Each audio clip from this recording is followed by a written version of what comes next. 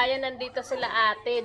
Kasama niya yung anak niya. Ayan, panglaban ng Pilipinas. Si Kai. Ayan, meron siyang inaano kasi sa December. Ano nga ulit ang tawag diyan sa competition ate? Anong tawag diyan? Competition yan sa parang... Hindi, para sa mga Pilipino na Pilipino program.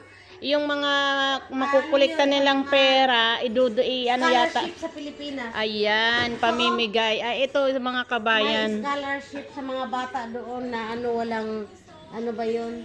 Yung intelligent Oo. na... Ayan mga walang kabayan. pera. Oy, baka gusto nyo pong bumili ng ticket. Magkano isang booklet? Hindi na pwede yan so bili. Ay, hindi pala. Hindi, yung mga nandito sa sa Texas. Dito lang sa atin. Oo, sana manalo siya. Ayan, ang dami niyang dyan yung binibintang ticket. Ayan, meron siyang prize. First prize, 300. Second prize, 200. Third, 100.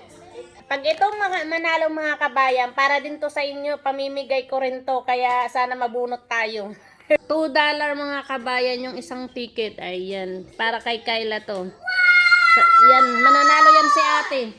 Nanalo to te, yung ticket. Yan mga kabayan, sana pala rin tayo nitong ticket na to. Tulong na rin to para sa mga scholarship sa Pilipinas. Yan, kaya fill upan natin. Kahit lang te. Kahit tawag nito, second prize, pwede na. 'Di ba? Mas maganda first prize na 300, 'di ba? Ayan, natin. Hoy!